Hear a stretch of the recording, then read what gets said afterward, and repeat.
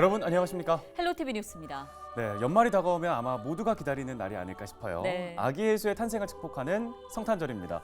자, 각종 모임과 술자리로 또 시끌벅적하게 보내던 예년과 다르게 코로나19 탓에 차분한 연말 연시를 보내고 계실 것 같아요. 네, 그렇습니다. 자, 그런데 김남우 아나운서, 사실 코로나19 사태 이후에 음주운전 교통사고 건수가 늘어났다는 거 알아요? 뭔가 이상한데요. 모순적인 것 같은데요? 이게 통계 자료가 나왔는데요. 도로교통공단의 집계 자료를 보면요. 지난 2019년 한 해에 15,000여 건이던 음주운전 교통사고가요. 오히려 지난해 17,000여 건으로 네. 코로나 이전보다 10% 가까이가 늘어났다고 해요. 네. 자, 시간대별로는 뭐 금요일부터 토요일 네. 뭐 이렇게 주말 시간대에 많이 발생했나요? 맞아요. 새벽 사이인데 평일과 비교해서 주말에 더 많은 음주운전 사고가 지금 발생하고 있는 건데요. 사고 없이 고요한 밤, 거룩한 밤, 차분한 연말 보내시기 바랍니다.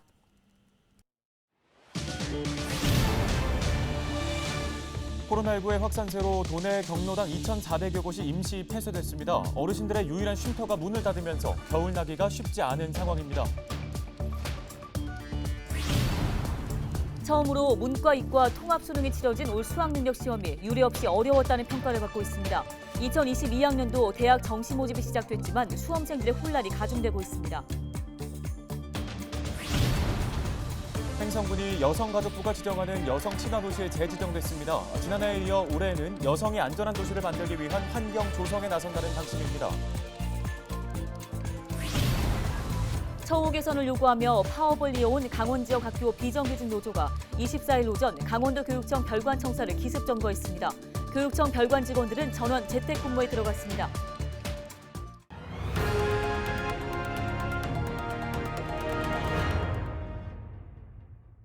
첫 소식입니다.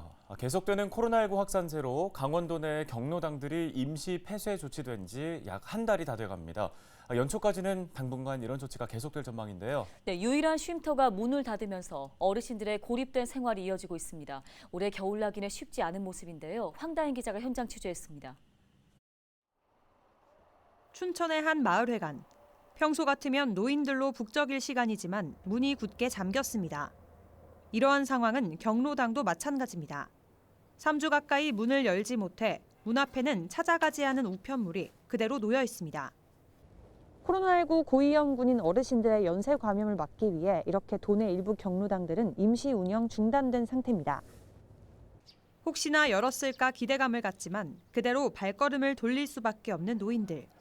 코로나19 사태가 장기화되면서 주된 쉼터가 문을 닫다 보니 갈 곳이 마땅치 않습니다. 심심하면 하지 뭐. 적막하지 뭐. 걔도 들고 들어가서 가서 좀 떠들다가 하고 시간도 보내고 그랬는데 날은 춥고 이 안에 오는 게 뜨뜻하고던데 문 연락을 할 때만 기다리고 있는 거지 뭐.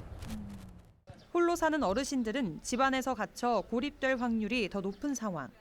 일부 복지단체들은 돌봄이 필요한 어르신들을 위해 지난해에 이어 도시락을 나눠주고 있습니다. 같이 이제 마주보고 식사하기가 어려우니까 거의 이제 홀몸 어르신들이고요. 오시는 분들한테 드리고 또 못 오시는 분들은 저희가 방문해서 갖다 드리고 그렇게 하고 있죠. 강원도 내 확진자가 급속히 늘면서 12월 초부터 도내 13개 시군 경로당 2,400곳이 임시휴관에 들어갔습니다. 지난 11월 태백, 고성에서는 경로시설 내 집단 감염도 발생했습니다. 삼척 등 도내 다른 지자체는 추가 접종자는 이용할 수 있도록 일부 경로당의 문을 열고 있지만 대부분의 지역은 문을 닫았습니다. 확진자가 많으니까 모이는 것 자체가 조금 조심스럽기도 하고 돌파 감염도 있으니까 1월 2일자까지는 폐쇄로 하고 있고 상황을 봐서 그때 이제 더 추후를 보고 결정을 해야 될 것 같아서. 코로나19의 장기화로 어르신들의 겨울나기는 더욱 힘들어지고 있습니다. 헬로티비 뉴스 황다인입니다. 오는 30일부터 2022학년도 대학 입학 정시 지원이 시작되는 가운데 올해에는 수능의 변수가 많았던 만큼 강원 지역의 수험생들도 혼란이 가중되고 있습니다. 네, 특히 처음으로 문과와 이과가 통합형 수능을 치르면서 인문 계열의 수학 점수가 비교적 낮았고 자연 계열에서 점수를 높게 받은 학생들은 문과와의 경쟁에서 유리해지면서 보다 세밀한 전략 설계가 필요하다는 분석입니다. 이송미 기자입니다. 정규 수업이 끝난 시간, 입시 지원 교사와 학생의 상담이 한창입니다. 수능 성적과 진학을 희망하는 학교의 환산 점수를 비교하고 있습니다. 올해 정시 모집 인원은 8만 4천여 명으로 전체 대입 모집 인원의 24.3%입니다. 정시로 선발하는 비율이 24%를 넘은 것은 지난 2018년 이후 처음입니다. 하지만 올해 수능이 워낙 어렵게 출제된 데다 수학 등 선택 과목에서 차이가 나다 보니 학생들은 혼란을 겪고 있습니다. 첫 번째 국어 때부터 너무 어려웠고 일단 시간이 부족했다. 미적분이 가산점이 들어가서 좀 더 교차 지원하게 될 때는 유리하지 않나. 수학의 경우 지난해 문과에서 1등급을 맞을 수 있었던 표준 점수는 130점 이상, 이과는 131점 이상이면 1등급이었지만 올해는 137점을 맞아야 1등급을 받을 수 있습니다. 과목 유형에 따른 유불리도 명확해졌습니다. 문과 학생은 수학 선택 과목으로 확률과 통계를, 이과 학생은 미적분과 기하를 주로 선택했는데 미적분에서 1등급을 받을 확률이 높아지면서 문과가 많이 지원하는 학과에 이과가 교차 지원할 때 상대적으로 유리해지는 것입니다.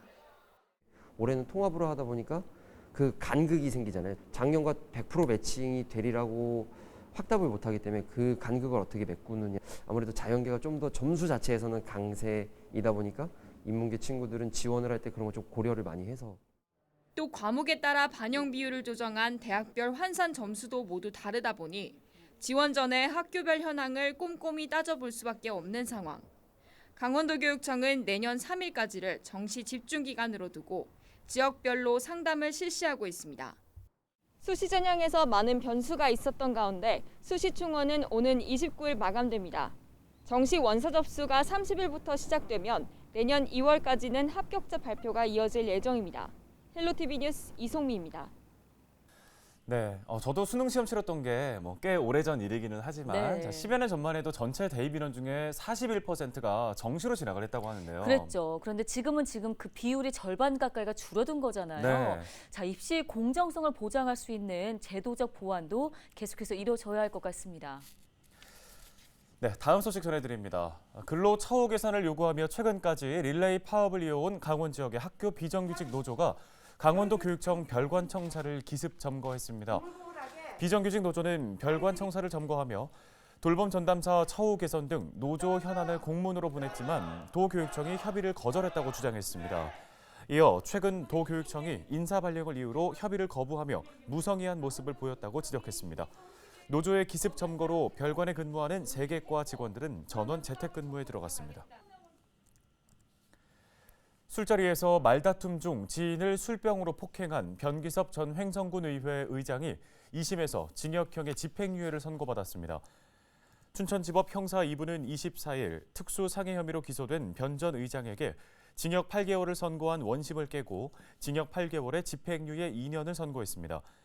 재판부는 집행유예 이유로 피해자와 합의한 점을 고려했다고 밝혔는데요. 변 전 의장은 지난해 4월 18일 지자체 간부 공무원 출신 A씨와 술자리를 가지던 중 A씨의 머리를 술병으로 내리친 혐의를 받고 재판에 넘겨졌습니다.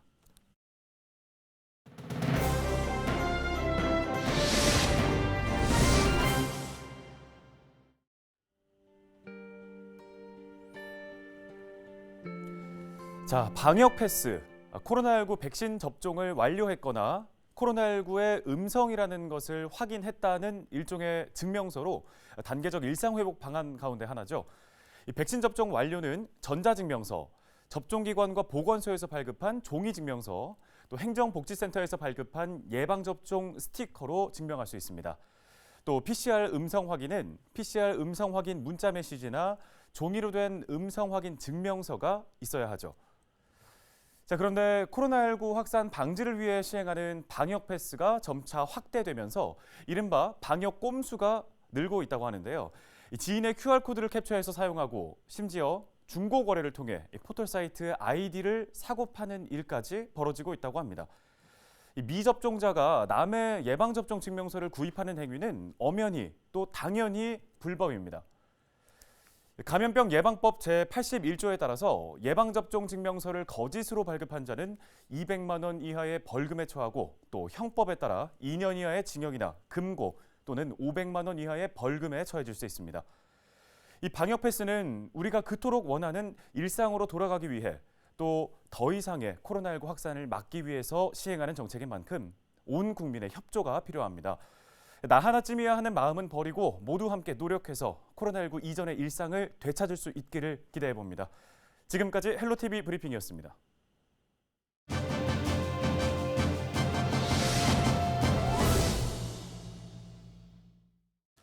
횡성군이 여성가족부가 지정하는 여성 친화 도시로 다시 지정됐습니다. 여성 친화 도시로서의 그간의 노력과 또 앞으로의 계획을 짚어보겠습니다. 네, 횡성군 교육복지과의 박은정 여성가족팀장을 전화 연결해 봅니다. 자, 횡성군이 여성가족부로부터 여성 친화 도시로 또 다음 번 선정이 됐는데요. 자, 먼저 여성 친화 도시 이게 어떤 건지 설명 부탁드립니다.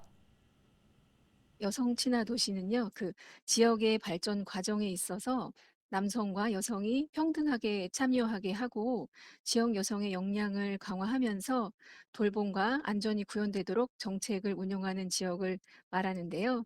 그 지역의 모든 영역에서 성인지 관점으로 바라보고 개선하여서 모든 국민이 행복하고 안전한 지역이 될 수 있도록 하는 것이 여성 친화 도시의 기본 개념입니다. 네, 여성 친화 도시 재지정. 자, 여기에 담긴 의미도 좀 짚어주신다면요. 그 지난 2016년 여성 친화 도시로 최초 지정을 받은 이래 지난 5년 동안 그 여성의 대표성을 높이고 국민 참여단을 운영하는 등의 성평등한 정책 추진 기반을 구축하였습니다. 또한 여성의 경제 활동 및 사회 참여를 확대하였고 안전한 마을 만들기, 가족 친화 환경 조성 등의 그 다양한 특화 사업을 지속적으로 추진하였습니다. 이번 재지정은 그동안 저희 군이 여성 친화 도시 핵심 가치와 목표에 걸맞는 여성 친화 사업을 내실 있게 추진해 온 것에 대한 그 대외적인 평가라고 생각합니다. 네, 지난 1단계 시간을 거치면서 횡성군이 그간 해온 일은 또 어떤 건지 궁금한데요. 특히 저희 군은 국민의 50%가 농업에 종사하는 대표적인 농업군입니다. 그 농업에 종사하는 여성 농업인도 많고 귀농 인구에서도 점점 여성의 비율이 증가하고 있습니다. 그 이러한 여성 친화 사업을 추진하면서 지역적 특성에 걸맞는 그 여성 친화 사업, 여성 친화 정책을 중점적으로 실시해야겠다는 생각이 들었고요. 지역 여성의 목소리를 담은 정책을 수립하여서 추진을 하게 되었습니다.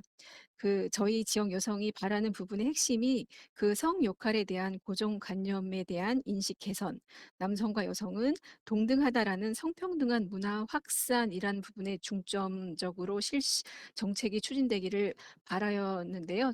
저희 지역 여성분들이 이러한 부분의 개선을 위해서 같은 일을 하면 같은 임금을 받을 수 있도록 하는 성평등 임금 체계 구축, 횡성형 여성 일자리 사업도 추진하였고요.